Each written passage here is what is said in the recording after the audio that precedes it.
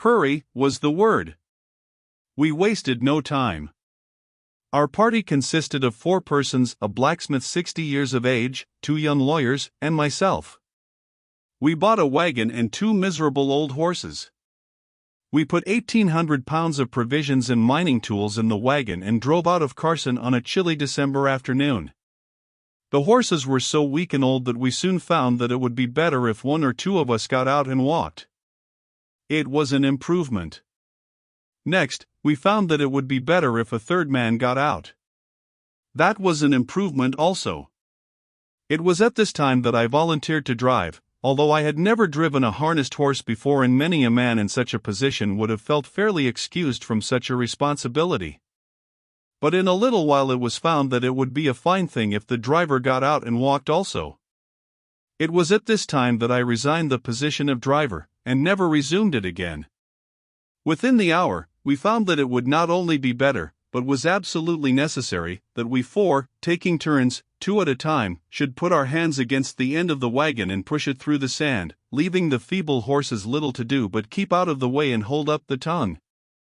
Perhaps it is well for one to know his fate at first, and get reconciled to it.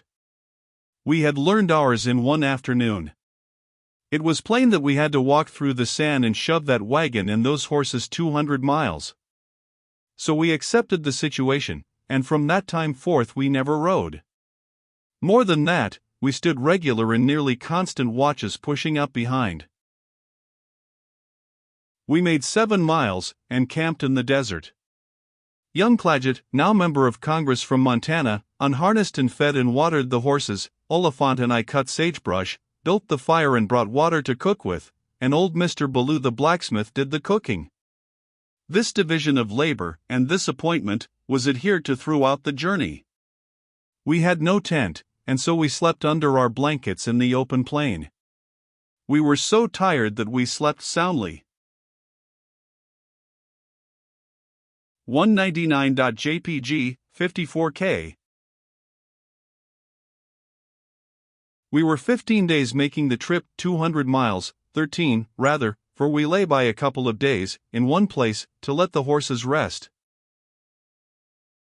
We could really have accomplished the journey in 10 days if we had towed the horses behind the wagon, but we did not think of that until it was too late, and so went on shoving the horses and the wagon too when we might have saved half the labor.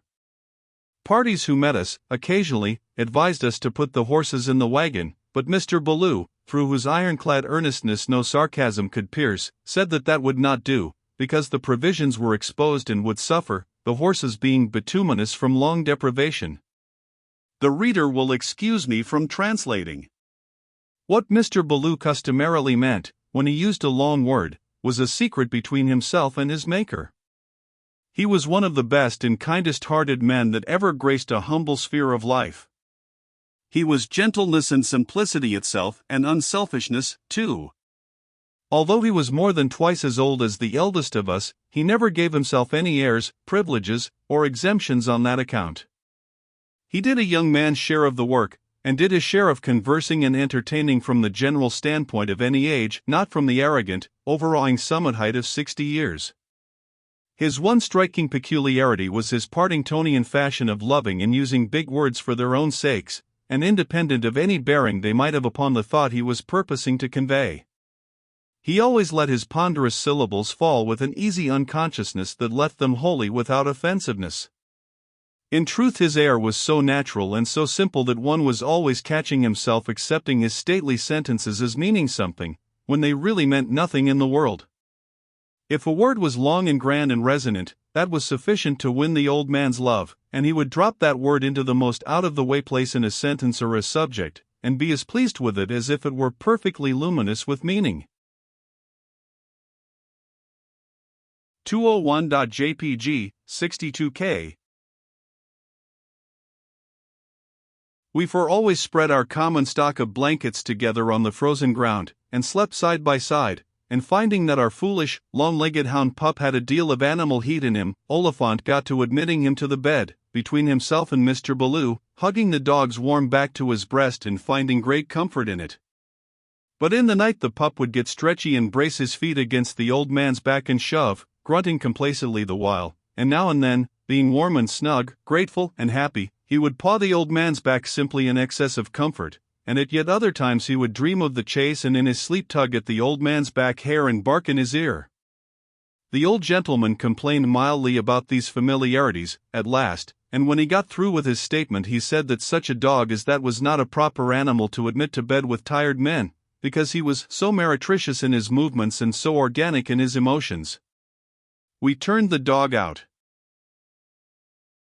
It was a hard, wearing, toilsome journey, but it had its bright side, for after each day was done and our wolfish hunger appeased with a hot supper of fried bacon, bread, molasses, and black coffee, the pipe smoking, song singing and yarn spinning around the evening campfire in the still solitudes of the desert was a happy, carefree sort of recreation that seemed the very summit and culmination of earthly luxury. It is a kind of life that has a potent charm for all men, whether city or country bred. We are descended from desert lounging Arabs, and countless ages of growth toward perfect civilization have failed to root out of us the nomadic instinct. We all confess to a gratified thrill at the thought of camping out. Once we made 25 miles in a day, and once we made 40 miles, through the great American desert, and 10 miles beyond, 50 in all, in 23 hours, without halting to eat, drink, or rest. To stretch out and go to sleep, even on stony and frozen ground, after pushing a wagon and 2 horses 50 miles, is a delight so supreme that for the moment it almost seems cheap at the price. We camped 2 days in the neighborhood of the sink of the Humboldt. We tried to use the strong alkaline water of the sink, but it would not answer. It was like drinking lye, and not weak lye either. It left a taste in the mouth, bitter and every way execrable, and a burning in the stomach that was very uncomfortable. We put molasses in it, but that helped it very little. We added a pickle, yet the alkali was the prominent taste and so it was unfit for drinking. 202.jpg, 58K. The coffee we made of this water was the meanest compound man has yet invented. It was really viler to the taste than the unameliorated water itself.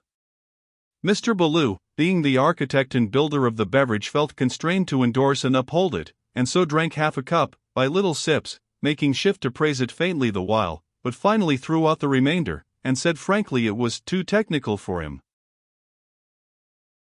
But presently we found a spring of fresh water, convenient, and then, with nothing to mar our enjoyment, and no stragglers to interrupt it, we entered into our rest.